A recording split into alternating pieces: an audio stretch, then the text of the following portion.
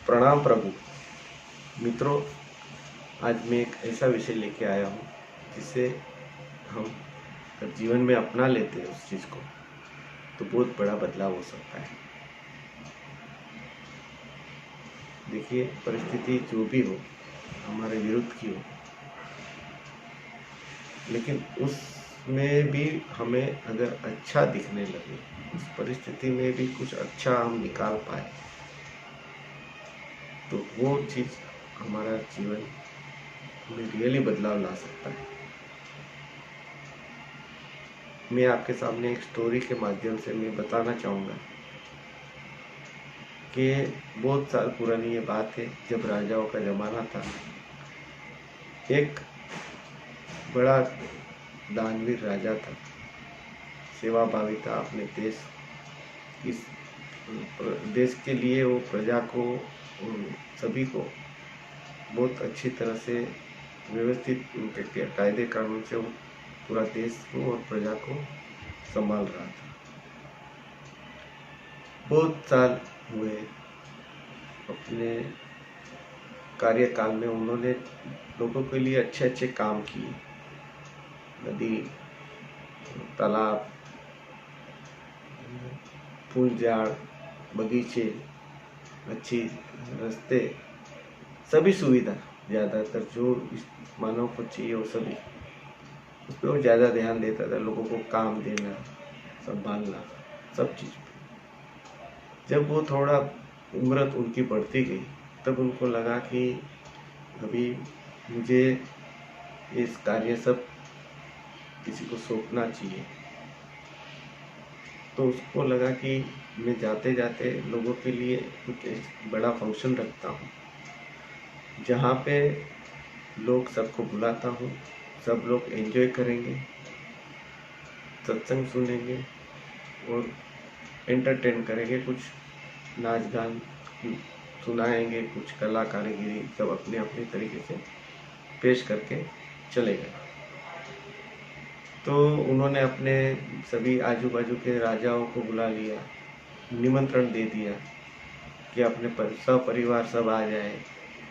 अपने मित्र, अपने ग्रुप में अपने प्रधानमंत्रियों को निमंत्रण दे दिया कि आप भी अपने अपने परिवार से आइए। पूरा उनका जो राज्य था उसमें ढंढेरा पिटवा दिया कि आप लोग आइए, बड़ा मैदान में प्रोग्राम रखेंगे और वहाँ पे आप लोग सब एंजॉय करें, सब अपना अपना हुनर दिखाइए। वहाँ पे खेल कूद का विषय रखेंगे, सब चीज़ पे, यानी एक लोगों को एक भावना में, एक प्रवाह में उनको जोड़ना चाहते थे वो। तो वो सबको निमंत्रण देते, एक दिन का समय दे देते थे। यहाँ पे उन्होंने अपने गुरुजी को भी बोल दिया कि गुरुजी आप भी आइए। और गुरुजी आए तो उनको कुछ सोने की मोहरें दी। गुरुजी यहाँ पे जब सब कलाकार काम अपने अपना परफॉर्मेंस देंगे, तो वहाँ पे आप आपको जो जिससे इच्छा लगती है वहाँ पे आप ये बांट सकते हो उनमें। तो गुरुजी भी राजा को ना नहीं कर सके और जंगल से सब छोड़ के राज्य में आ गए। यहाँ पे सब लोग आने लगे, सब अपना अपना प्रोग्राम के अनुसार पूरा दिन चर्चा चलने लगी। दिन में खेल कूद का प्रोग्राम रहा, सब ने अपना अपना प्रदर्शन किया वहाँ पे। और वहाँ पे सब लोग को बख्शिशें दी गई, सोना मोहरें बांटी गई। जो जीता उनको प्रोत्साहन दिया उनको, और जो हारा उनको भी प्रोत्साहन मिला। तो अच्छा अच्छा कार्य चलता था। शाम को गुरुजी का प्रवचन रखा, सत्संग का कार्यक्रम रखा। गुरुजी ने अच्छी अच्छी बात जो अपने हिसाब से लगी लोगों को, वो सब चीज़ गुरुजी ने बताई। अब ये सब चला, खाना पीना भी चल रहा था साथ में। रात को सब खाना पीना लेके थोड़ा आराम करके, रात का प्रोग्राम था, रात से जब तक चले ऐसा। तो वो प्रोग्राम में सब ने अपने अपने हुनर दिए। वहाँ पे एक बड़ी अच्छी नर्तिका, यानी जो नाचने वाली भी थी, और उसमें भी अच्छी, यानी जो अच्छा परफॉर्मेंस दे पाती, यानी उनकी कला में वो श्रेष्ठ थी वैसे। तो उनको भी बुलाया था, उनके साथ उनका तबला बजाने वाला था और उनके ताल पे वो नाच रहे थे।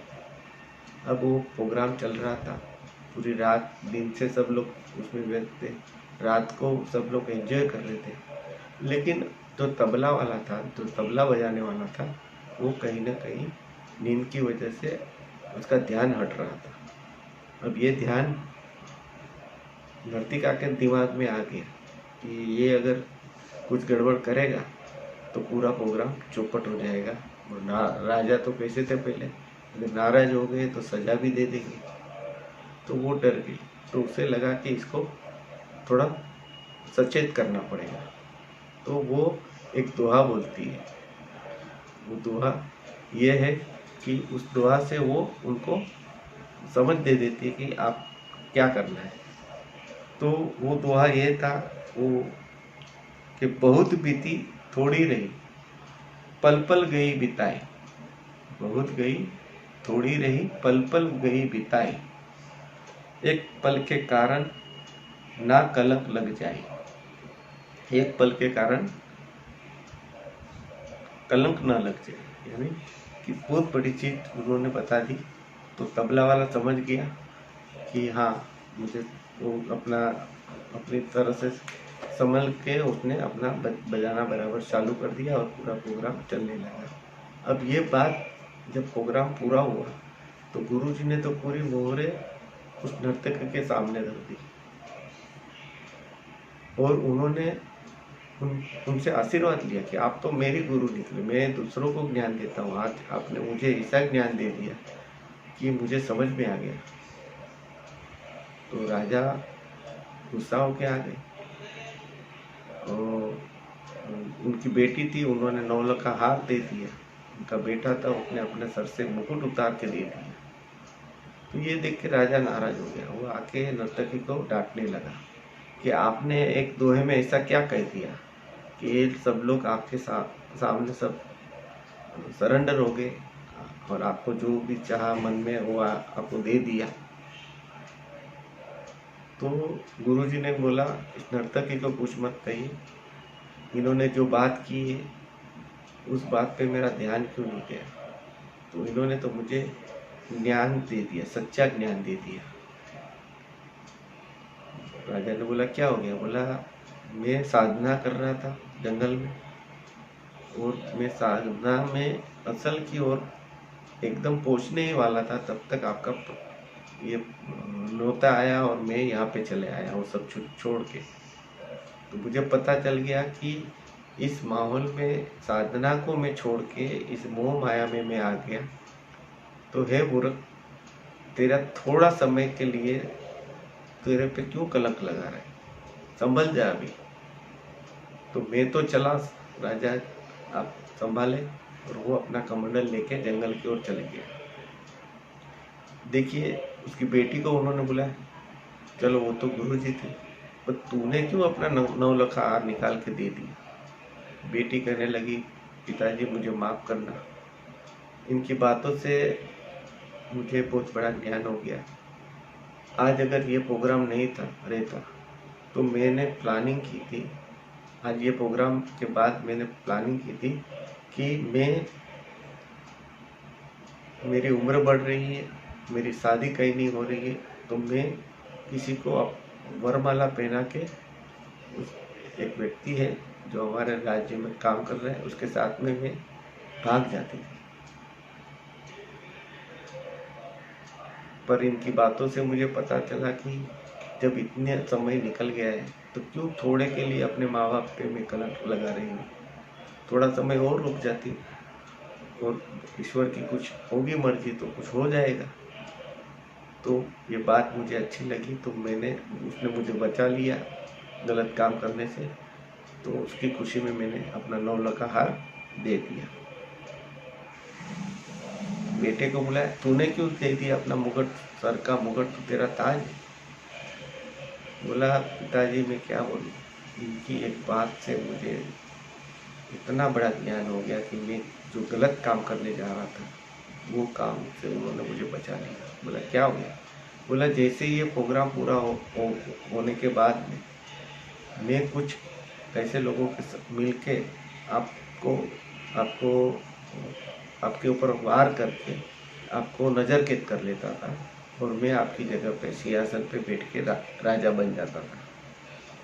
तो इन्होंने बचा लिया कि भाई राजा तेरे पिताजी है, वो कुछ ना कुछ करेंगे, अभी इतना तूने समय निकाला तो थोड़ा समय और निकाल दे। और मुझे सही चीज़ की पता चल गया और मैंने उसके लिए उसके सम्मान में मैंने मेरा मुकुट उतार के दे दिया।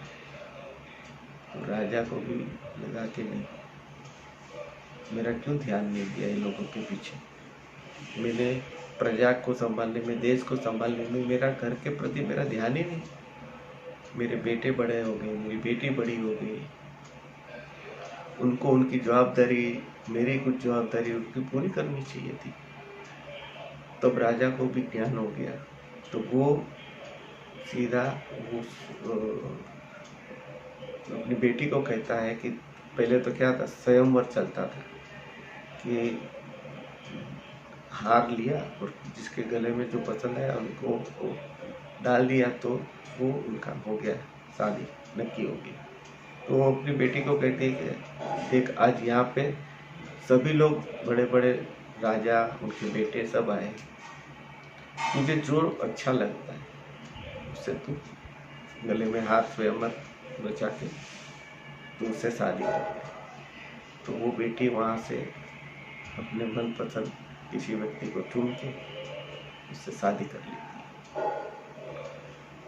बेटे को कहता है कि बेटा मेरे से बहुत बड़ी गलती हो गई, मैं मेरे इस लोगों की सेवा में ही मैं भूल गया कि मेरा बेटा है जो अभी इतना लायक हो गया है कि वो भी देश संभाल सकता है। तो वो तुरंत अपने सिंहासन से उतरता है और तो वहीं पे राज्याभिषेक करके अपने बेटे को सभी के सामने राजा घोषित कर देता है। और फिर उनको लगता है सभी से क्षमा याचना करके वो उनको सब जवाबदारी सौंप के वो कहता है कि अभी मुझे भी साधना करनी है मेरे लिए। तो वो भी गुरु जी के पीछे जंगल में जाने निकल जाते हैं।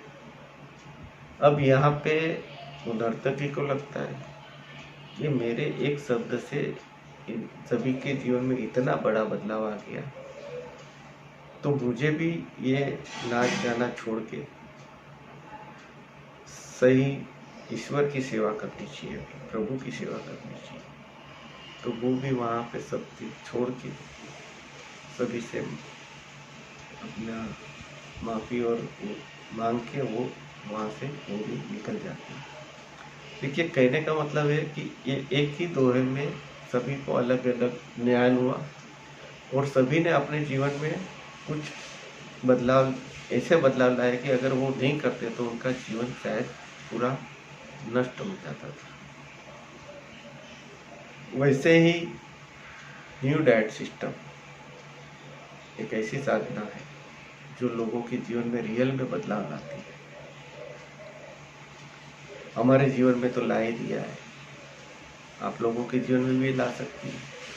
हम मनुष्य की क्या इच्छा रहती है, हम हमारी प्राथमिकता क्या रहती है। देखिए हम शरीर से हेल्दी रहने चाहिए, मन से आनंदित रहने चाहिए, हैप्पी रहने चाहिए और धन से संपन्न होने चाहिए जिससे हमारी हर भौतिक जरूरत पूरी हो और उसमें से कुछ बचे तो लोगों के लिए सेवा दे। तो ये सभी चीज इस साधना से हमें मिल सकती है। हमारे हर दुखों का निवारण इस साधना है। तो ये लॉकडाउन एक हमें मौका मिला है कि हम अपने पे काम नहीं कर पाते थे। तो मित्रों इस मौके को न गवाइए, ये एक पल जो हमें मिला है, हम बहुत बड़ा अपने जीवन में बदलाव ला सकते हैं। तो आइए, NDS आपके लिए तैयार है, उनके सेवादार आपके लिए तैयार है। आप अपने जीवन में रियल को पकड़िए, सत्य को पकड़िए और बहुत बड़ा बदलाव ला सकते हैं आप। अब देरी ना करो, क्योंकि ऐसा मौका प्रकृति बार बार नहीं देने वाली। उठो और ये सही चीज़ को अपने जीवन में अपना लो। अपना सब निजी काम वैसे चलेगा, लेकिन ये जो न्यू डाइट सिस्टम जो साधना है, उससे आप शरीर से स्वस्थ हो जाएंगे। शरीर जैसे स्वस्थ होगा, आपका मन, आपके विचार बदली हो जाएंगे, यानी मन भी स्वस्थ होते जाएगा। मन स्वस्थ होगा तो आपके विचारों में बदलाव आएगा, विचार बदलेंगे तो आपके वर्तन में बदलाव आएगा, वर्तन में बदलाव आएंगे तो आपकी वाणी शुद्ध अच्छी हो जाएगी, लोगों के प्रति आपकी बोलने की रीत बात बदली हो जाएगी। तो कितना बड़ा बदलाव आ सकता है, हम खुद को पूरा बदल सकते हैं। तो ये मौके को आप अवसर में बदल दें, ऐसा अवसर जो अपने जीवन में सबसे सुखदायी, सबसे सुखदायी। जुड़ जाइए, खुद भी अच्छे हो, लोगों को भी इसमें जोड़िए। बहुत बड़ा सेवा का काम है, मानव सेवा। हमें घर घर तक ये NDS पहुँचानी है। आप लोग का सहयोग चाहिए। आप हमारे परिवार के सदस्य हैं, ये समझ के आप सब जोड़िए और देखिए क्या बदलाव आता है। कितना बड़ा चमत्कार, रिवॉल्यूशन आ जाएगा।